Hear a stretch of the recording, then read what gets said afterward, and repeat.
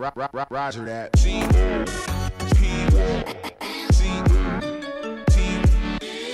J'ai posté une photo floue sur le magazine Géo. Voilà, outre cette petite fierté que j'ai, qui est vraiment une petite partie de mon rêve qui s'accomplit. J'espère pouvoir voir des photos autres dans un encart de la communauté plus tard. On verra, seul le futur nous le dira.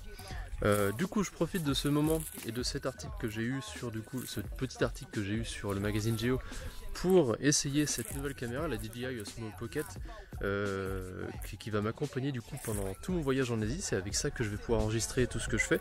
Ça vous donnera un aperçu de ce que ça donne au niveau de la qualité, que je trouve plutôt pas mal ici.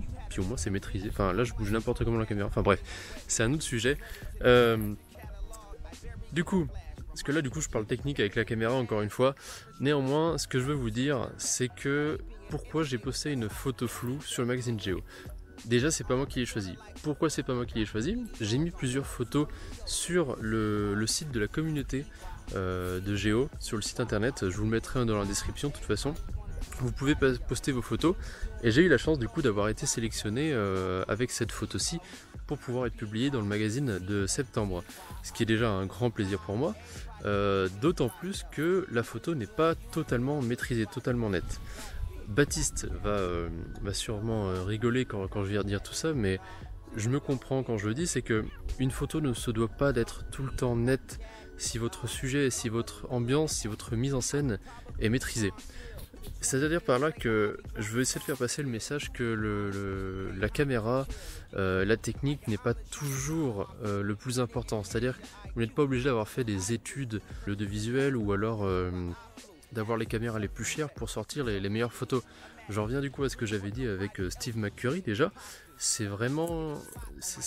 Dans la photo que j'ai réussi du coup à avoir de poster sur le magazine Géo, c'est vraiment une photo qui parle d'elle-même, de par son ambiance et de par ses sujets et de sa mise en scène. Donc il n'y a pas de mise en scène bien sûr, mais disons que la mise en scène de l'environnement, de la petite fille avec son chien sur la barque que j'ai réussi à capter durant notre voyage, qui était ici au Cambodge, m'a permis du coup de retransmettre une histoire, l'histoire de la petite fille qui tous les matins reste avec son chien et vague un petit peu sur tout le marché flottant. Et c'est ça en fait qui est important dans cette photo, et surtout dans la photo de reportage, comme le montre aussi très bien Steve McCurry. Ce n'est pas tout le temps des photos maîtrisées techniquement, mais c'est des photos qui sont maîtrisées dans les émotions et dans l'histoire qu'elles veulent transmettre. Et c'est ça qui marche dans tous les cas, en tout cas pour ce qui est des photos de reportage. C'est vraiment l'histoire que vous voulez raconter au travers de votre reportage. Voilà, c'est une vidéo qui est assez courte, c'est vraiment juste histoire de bien vous faire comprendre ce domaine-là, et aussi de pouvoir un peu dire que j'ai eu une photo sur le magazine Géo, ce qui est quand même pas trop mal, j'avoue, et ça me fait extrêmement plaisir à ce niveau-là. J'espère en voir d'autres dans le futur, comme je vous l'ai dit. Néanmoins, voilà. Gardez vos photos, même si des fois le visage n'est pas forcément net, que c'est pas parfait.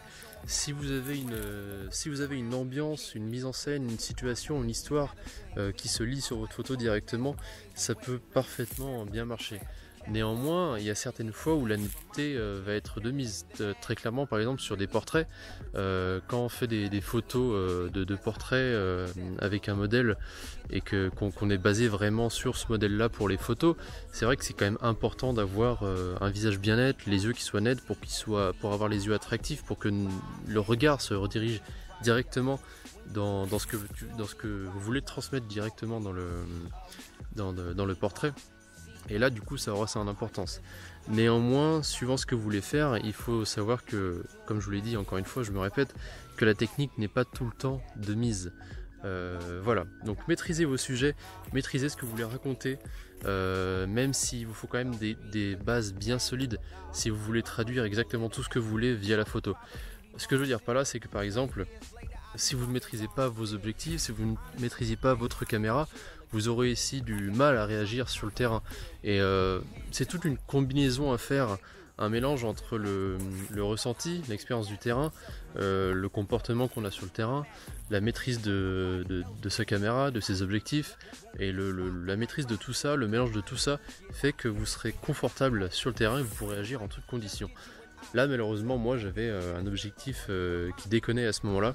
J'ai fait avec, j'ai rattrapé au mieux que je pouvais. C'est pas parfait, mais l'image parle d'elle-même et m'a permis du coup d'avoir été retenu par Géo. Voilà, je pense qu'on va s'arrêter là. De toute façon ça sert à rien, faut pas faire bien plus long. On va bientôt partir à Budapest avec certains amis. Je me mets comme challenge de faire tout le voyage. Donc le voyage ça va être 3-4 jours seulement avec la DJI Osmo Action. DJI Osmo Pocket, excusez-moi. Et on verra ce qu'on va faire, je sais pas, peut-être que je vais faire une petite vidéo qui regroupe un petit peu tout ce que j'ai réussi à apprendre avec la DJI Osmo. Ça va être sûrement que de la vidéo, parce que photo je sais pas trop ce que ça donne encore, on verra. Mais au niveau vidéo en tout cas, je suis très surpris par ce petit produit. Voilà, on se dit à très bientôt, c'était Antoine. Je vous retrouve sur Photopia, abonnez-vous, commentez, likez, tout ce que vous voulez. De toute façon vous êtes sur YouTube, vous connaissez. Et je vous dis à la prochaine. Ciao, à très bientôt. No, don't be a copycat. Nah, shit, don't be a copycat.